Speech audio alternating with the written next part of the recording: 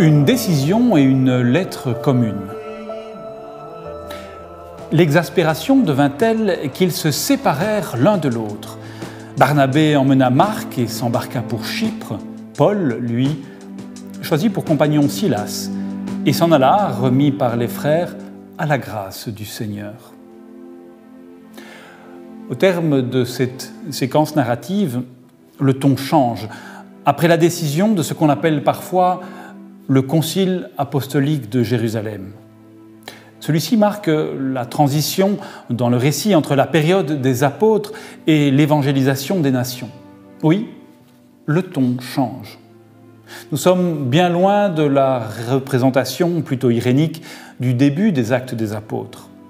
Alors que dans les premières lignes du récit des Actes, Luc nous dépeint les apôtres unanimes, mettant tout en commun, la suite du récit semble correspondre davantage à notre réalité. Elle nous présente des conflits et des tensions. Et aujourd'hui, les routes se séparent. Paul s'en va avec Silas. Quant à Barnabé, il emmène Marc. Avouons que ce conflit et le désaccord entre Barnabé et Paul a de quoi nous faire réfléchir. Le texte nous parle d'exaspération. Le terme grec est paroxysmos, paroxysme. On imagine aisément la tension entre les protagonistes qui arrive à son paroxysme.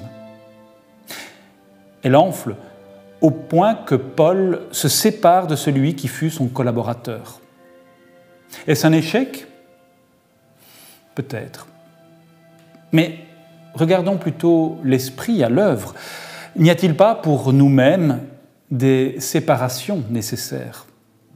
N'y a-t-il pas des séparations fécondes qui nous permettent de relever de nouveaux défis ?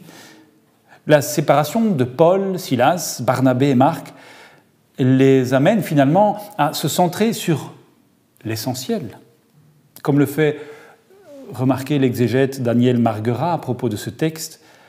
Barnabé retourne avec Jean dans son lieu d'origine, c'est-à-dire Chypre. Paul se dirige lui aussi vers sa région d'origine, c'est-à-dire Tarse. Et c'est peut-être là la pointe du texte, un retour à sa propre source. Lorsque nous traversons des conflits et vivons de profonds désaccords, lorsque la bienveillance semble déserter notre vie, lorsque la parole ne circule plus, que la confiance est absente, que la tendresse déserte notre couple, ne nous entêtons pas à vouloir tout réconcilier. Mais revenons à ce qui est peut-être notre source. Revenons à l'essentiel, mais ne le faisons jamais seuls. C'est deux par deux que les actes se poursuivent désormais. N'est-ce pas l'intuition géniale de saint Dominique dans les premiers temps de l'ordre ? Celle d'avoir séparé ses frères pour les envoyer deux par deux.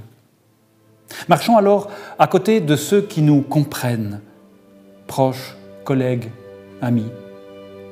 Car porter une parole qui relève et offrir des gestes qui prennent soin est parfois plus important que d'essayer de résoudre d'insolubles conflits.